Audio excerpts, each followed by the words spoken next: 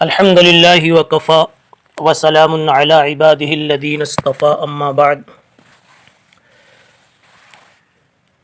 عزیز طلبہ، آپ کو یاد ہوگا پچھلے سبق میں امام بخاری رحمۃ اللہ علیہ کے حافظے کے تعلق سے اور آپ کی قوت فہم کے تعلق سے بات کرتے کرتے یہ عنوان درمیان میں آیا تھا کہ اتنی صلاحیتیں چاہے وہ حفظ کے عنوان سے ہوں یا فہم اور درک اور اجتہاد و استنباط کے اعتبار سے ہو، جو کسی بندے کو رب کائنات کی طرف سے نصیب ہوتی ہے تو انہی کو کیوں نصیب ہوتی؟ آپ اچھی طرح سمجھ چکے ہیں کہ ہیچ چیزیں خود بخود چیزیں نہ شد، یہ مصرع آپ بار بار سنیں گے، اس لیے کہ کئی ساری مشکلات کے حل کے لیے یہ ایک مصرع کام دیتا ہے۔ ہیچ چیزیں خود بخود چیزیں نہ شد، بغیر سبب اور بنیاد کے از خود کوئی چیز نہیں ہو جاتی۔ اللہ تعالیٰ کے یہاں بھی یہی نظام ہے۔ قدرت تو ہے کہ جس کو جو چاہیں دے دیں، مگر اللہ کی عادت، اللہ کا نظام یہ ہے کہ ہر چیز کو سبب سے جوڑ کر وجود میں شے کو لاتے ہیں، ہر چیز کو سبب سے جوڑ کر ہی اس کو وجود بخشتے ہیں۔ اللہ نے دوا کو شفا کا سبب بنایا، دوا کھاتے ہی درد دور ہو جاتا ہے، جب تک نہیں کھایا جب تک درد الحال ہی باقی ہے، بلکہ بڑھتا جا رہا ہے۔ حالانکہ اللہ کی قدرت ہے، جب چاہیں جیسے چاہیں آپ کا درد دور کر سکتے ہیں۔ تو اس کی کھوج میں اور اس کی تلاش میں ہمارا اور آپ کا ذہن لگا ہوا تھا پچھلے سبق میں کہ اللہ جل شانہ نے امام بخاری رحمۃ اللہ علیہ کو اتنے بلند و بالا احوال علمیہ سے کیوں نوازا۔ تو بندہ نے ایک بات عرض کی تھی کہ جیسی بندے کی قربانی ویسے ہی رب کائنات کی مہربانی۔ یہ جملہ بھی، یہ مصرع کہو یا جملہ کہو، یہ ملفوظ کہو، یہ بھی یاد کرنے کی چیز ہے۔ بیٹھے بیٹھے کوئی چیز نہیں ہوتی۔ جیسی بندے کی قربانی ویسے ہی آسمان والے کی مہربانی۔ اسی کھوج میں کہ امام بخاری رحمۃ اللہ علیہ کو یہ مقام عالی یا یہ صفات عالیہ کیوں کر نصیب ہو گئی، ہمیں پتہ چلا کہ علم حدیث کے پیچھے امام بخاری رحمۃ اللہ علیہ نے بڑی قربانیاں دی۔ قربانیوں کا جب ذکر آیا تو اس میں دریائی سفر اور 1000 اشرفیوں کی گمشدگی کا اور پھر اس کے دریا میں ڈالے جانے کا واقعہ آپ کے سامنے سنایا گیا۔ اگر یہ واقعہ صحیح ہے، یہ اگر سے اس لیے بات کہی جاتی ہے کہ اوپر کے شارحین نے، مثلا حافظ ابن حجر نے اپنی فتح الباری اور اس کے مقدمے میں، اسی طریقے سے مقدمہ ارشاد الساری جو علامہ قسطلانی کی کتاب ہے، اور اسی طریقے سے جو رجال کی کتاب ہے تہذیب الاسماء واللغات، اور علامہ مزی کی تہذیب الکمال ہے، امام زہری کی سیر و اعلام النبلاء ہے، یایوں کی تاریخ بغداد علامہ خطیب بغدادی کی، اس طرح کی جو رجال کی بنیادی کتابیں ہیں، اور جو حدیث کی، بخاری شریف کی پرانی اور اولین شرحیں ہیں، ان کے اندر میں جو امام بخاری رحمۃ اللہ علیہ کے حالات مرقوم ہیں، وہاں یہ واقعہ لکھا ہوا نہیں ملتا، مگر بعد کی کتابوں میں، خصوصاً ہمارے ملک کی اور اردو زبان کی جو شرحیں ہیں، اس میں یہ واقعہ بڑے اہتمام سے نقل کیا جاتا ہے۔ لامع الدراری کا مقدمہ حضرت شیخ زکریا رحمۃ اللہ علیہ نے تحریر فرمایا، اس میں بھی اس واقعے کو نہیں لکھا، اس لیے یہ جملہ کہنا پڑ رہا ہے کہ اگر یہ واقعہ صحیح ہے کہ 1000 اشرفیاں دریا میں حضرت نے ڈال دی، جس کو ہم نے پچھلے سبق میں سنایا، تو یہ سوچو کہ کتنی بڑی قربانی ہے۔ 1000 اشرفیاں اس دور میں، جبکہ آپ 2ری صدی کے آخر میں پیدا ہو رہے ہیں، یعنی 3ری صدی کی ابتدا کا یہ واقعہ، اوائل کا واقعہ۔ اب اتنے سارے پیسے، اتنی لمبی رقم، اتنی اشرفیاں، آج کی زبان میں ہمارے اعتبار سے کروڑوں کی ملکیت اور مالیت دریا میں ڈال دیا. اور پوچھا گیا کہ کیوں؟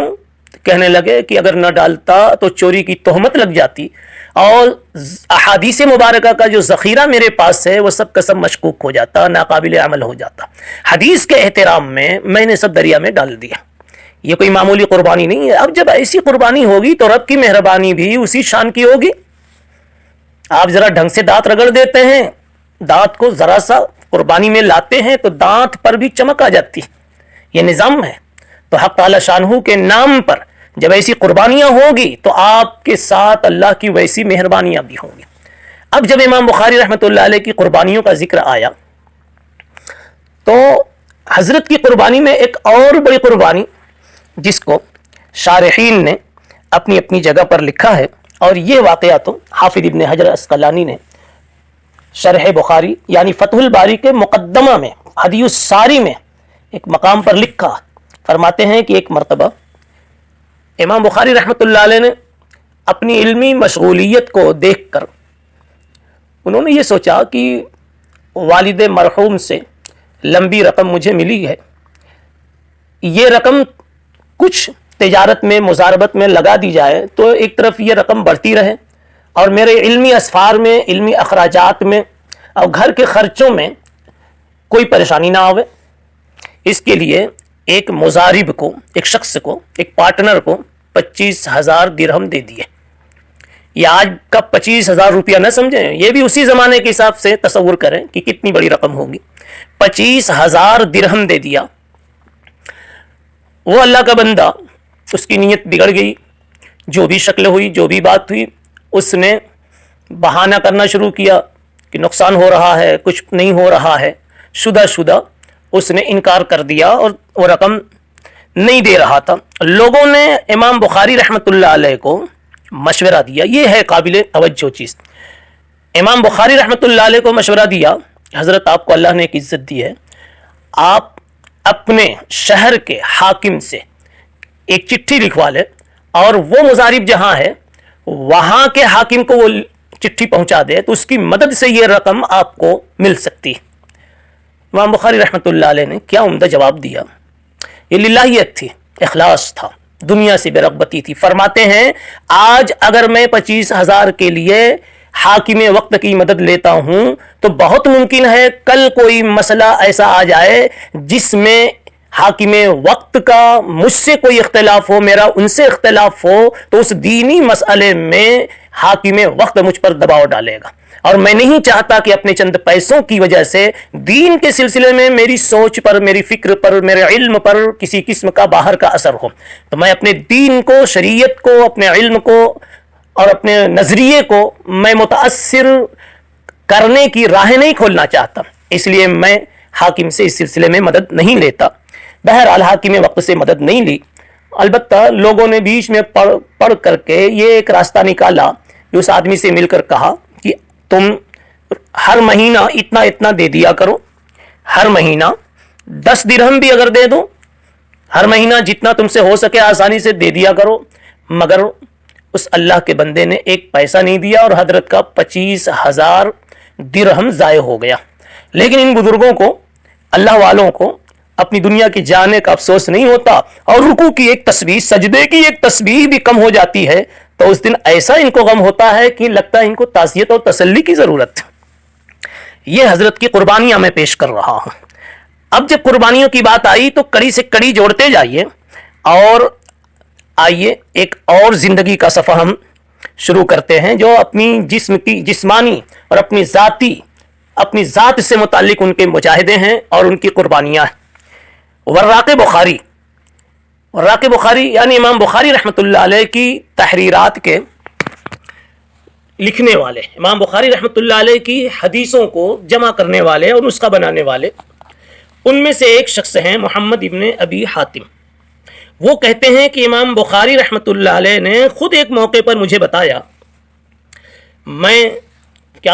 کہ میں حدیث کی جستجو میں اور حدیث کی طلب میں ایک محدث آدم ابن ابی ایاس کے پاس گیا اور اتفاق ایسا کہ میرا خرچہ ختم ہو گیا، پیسے ختم ہو گئے، میں نے کسی کو خبر نہ ہونے دی، کسی کو خبر نہیں کیا، اور میں نے گھاس اور پتے کھانے شروع کیے۔ 1 دن کھایا، 2 دن کھایا، 30 لوگوں نے، کسی کو خبر تو نہیں ہوئی، میری غیرت نے گوارا بھی نہیں کیا کہ میں کسی کو بتاؤں، لیکن اللہ کی طرف سے یہ نظم ہوا کہ 30واں دن جب ہوا تو ایک انجان شخص میرے پاس آیا اور اشرفیوں کی ایک تھیلی دے کر رخصت ہو گیا۔ علامہ سبکی رحمۃ اللہ علیہ نے اس واقعے کو اپنی کتاب الطبقات میں تحریر فرمایا ہے۔ اس طرح کے واقعات امام بخاری رحمۃ اللہ علیہ کے بہت سارے ملتے ہیں جو ذاتی مجاہدات کے۔ عمر ابن حفص کا بیان ہے، فرماتے ہیں کہ ہم چند لوگ بصرہ میں ایک محدث کی احادیث لکھتے تھے، اور ہماری ہی جماعت میں امام بخاری رحمۃ اللہ علیہ بھی تھے۔ ایک مرتبہ سارے ساتھی ہمارے تو موجود ہیں، امام بخاری نہیں آئے اور کئی دن تک نہیں آئے۔ پتہ لگایا گیا کہ آج کل یہ محمد ابن اسماعیل نہیں آ رہے ہیں، بیمار تو نہیں ہے، بات کیا ہے؟ معلوم ہوا تفتیش کرنے سے کہ ان کے پاس خرچہ ختم ہو گیا، اور نوبت یہاں تک پہنچ گئی کہ بدن کے کپڑے تک فروخت کرنے پڑ گئے، اور اب کپڑے نہیں جو پہن کر اس مجلس میں آتے۔ پھر فرماتے ہیں عمر ابن حفص الاشقر کہ ہم ساتھیوں نے چندہ کر کے مل کر کے ان کے کپڑے کا انتظام کیا۔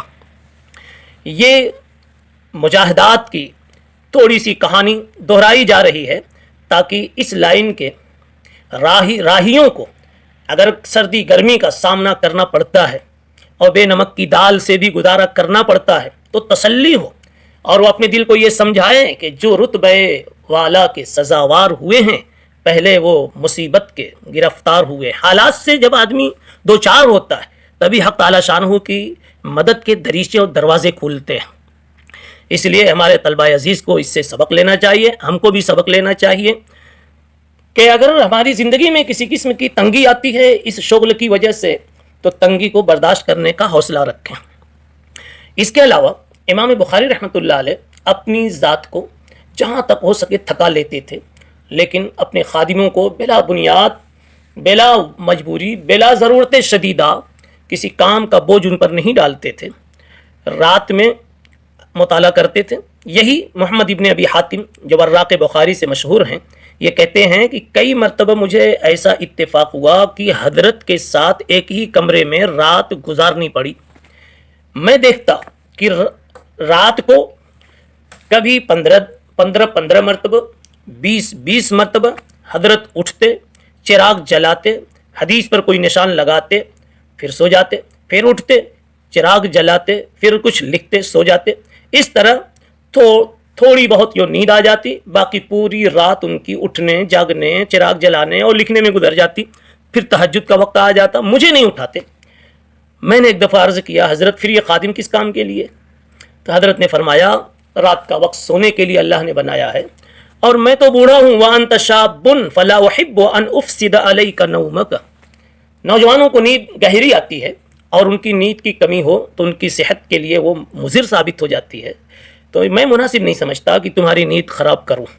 بہرحال حضرت کے اس طرح کے اور بھی 10 واقعات تھے جس سے پتہ یہ چلتا ہے کہ حضرت نے بڑے مجاہدات کیے۔